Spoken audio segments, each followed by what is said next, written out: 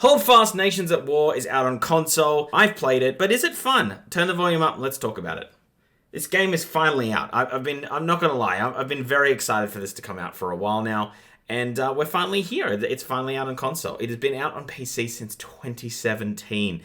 So you PC master racers have been monopolizing this game for long enough, and us console plebs now get a run at it. For those who've lived under a rock and don't know what this game is, I'm sure you've probably seen a short about it where, like, in a Napoleon-like war, there's someone running into battle with a musket with, like, I'm a Barbie girl from Aqua just playing full bore. That's this game. That is this game. The battles are set in that era. Back when, if you had a problem with another country, you walk there. You walk there to do battle. Austria has a problem with France. They said what to us? Well, we're walking to France and we're doing a battle and we're fighting and then we're going back to Austria and we're walking back because we lost. That was just back in the days of, you probably studied some of these wars in history if you got that far into history. Now you get to relive them. The gameplay is not super fast. It's not, and it's not to say it's not fun, but if you're after short, snappy, like Counter-Strike, Call of Duty, even like the Battle Royales, like where it's like Fortnite, those sort of things, this probably isn't the game for you. And that's fine. Like there's different games for different people, but it's not that 5-on-5, 6-on-6 arena shooters kind of stuff. It is a big giant war that's going on in a pretty tight environment. It's usually 150 players in a game. It can go up to 200, I believe, and it is just chaos. It is just chaos. There is a lot of people in this game, and someone is dying probably like every second, I would say. And it's a lot of fun. There's not too many balancing issues or anything like that, but it is a simple game, but it delivers on it quite well. The gun mechanics are quite fun. They're pretty good for the time. There's no real overpowered bullshit gun, at least by what I could see. You kind of stand in a line, someone orders you to shoot, and you shoot. Yeah, it's a lot more fun when you get someone that really knows what they're doing, that can kind of order people into a line. And then you fire a couple of times, the reload takes a long time, and then usually you bayonet charge or sword charge, and then it's all on for young and old in a melee battle. And that's usually where the skill gap is. It's in the melee side of things. Obviously the aiming, as you play this for longer, you'll get better with it. The melee side of the game is knowing when to block, knowing when to lunge, knowing how that all works. I still haven't figured it out. I've played this game for more than 10 hours now. I still have 100% figured it out, but it's a really good game to play. The one thing I will say is the game is as fun as the people in the lobby. The reason why this game is so good is the people in it. Some people take this game very seriously and they act like, hey, it's 1700s and I'm an Austrian commander and I'm telling my troops what to do. Other people are just blaring like they're saying for Gordon Ramsay, and then there's a recipe for Gordon Ramsay just being played over the thing. And usually I don't like that in a lot of games, especially like your Counter-Strike days, unless you're playing like Gun Game or something like that. I prefer people to be serious. In this game, but because it is so... The battles are so outdated, like they are like 250 years ago. Just it being so ridiculous is, in the chat, is amazing. And most people are really, really good in this game too. But I will say, it does start to get a bit flat when you're in a lobby where no one's really playing at all. No one's really talking. Everyone's just going through the motions. It becomes a little bit of a grind then. One thing I will say that probably deterred me a little bit from the game is there was no Australian servers when I was doing this. If you are from Australia and you're wondering, there is an Australian Discord that I'll put in the description down below, but you can play it on Wednesday, Friday, and Saturday nights from 8 p.m. Australian Eastern Time. So there's a set Australian lobby and they're allowing console players to come in, so that's really good.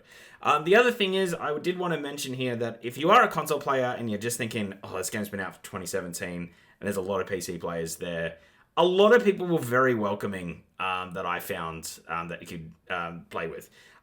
There are ways to mod servers, and console players can't get into those servers. So I think anyone who's a bit grumpy and is like PC Master Race and PC only, they've found their servers and they're just happy playing their little lives there.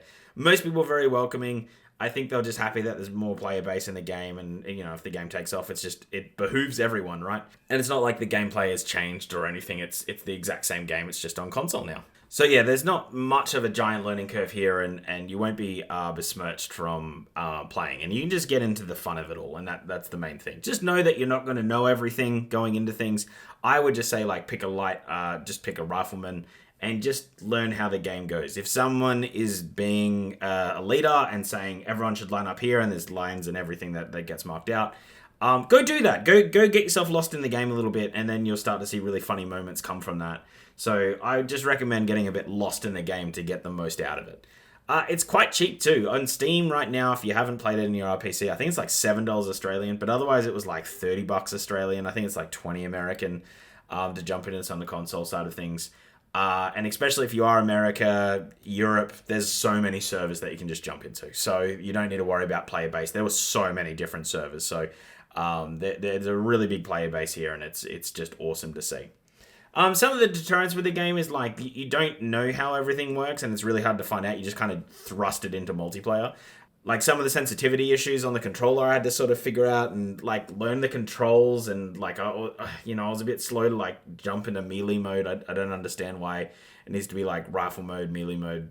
And the button layout for that isn't amazing on the console. It's not horrendous. It's just not what I would say is native to my brain. So it's kind of I need to really project things.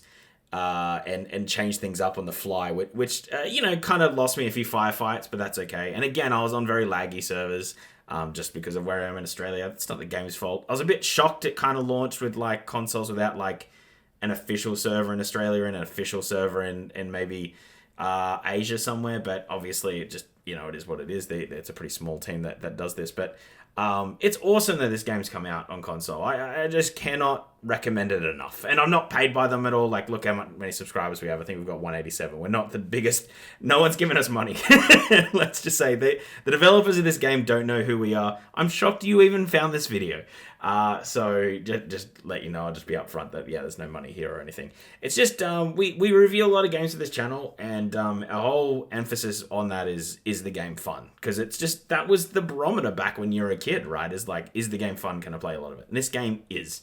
Again, I would say if you get to play it with your friends too, if you got a friend or two that has this, you're going to have an absolute riot with it. If you by yourself, you're a little bit on the whims of what the server's doing, but you can always just leave a server and get back in. The one thing I will say, it's quite refreshing too, if you're a little bit on the fence with multiplayer games, this isn't a sweaty game at all. There's a few games I got absolutely smashed, and I was still having a blast doing it, because you're still figuring things out, you're trying to understand how the battles work, and there's still things you're contributing to, when there's a big bayonet rush and you take down two people, even though it was a game where you just got wiped out a few times in a row. When you get on that little bit of a hot streak where you actually help your team move forward, and you might only get 4 kills in a game and die 12 times, those 4 kills could be the reason why they push the front line forward or take a point. So yeah, it's pretty good in that sense. I didn't get to play too much of the World War I mode, just because there aren't as many servers there. That seems like quite a bit of fun. I'll be honest, I only played one game of it, but there's a lot there. I probably preferred the older style of the games back in, when Prussia is is a country. But yeah, it's just a lot of fun. And like I said, the audio in this is just unbelievable. The game, what people are saying, and I'll come out with a few shorts probably tomorrow or Sunday. Just on the game. So, if this video's been out for a few days, go check out our shorts, and you can see some of the stuff you'd get in the audio, because we just have the gameplay in the background here. It's really, really fun. It is really fun once everyone gets involved with it. Like I said, it was just these crazy moments that are just quite organic, that you just don't get in games anymore. It did remind me a little bit of playing Counter-Strike gun game 2006, and just everything being a bit nuts.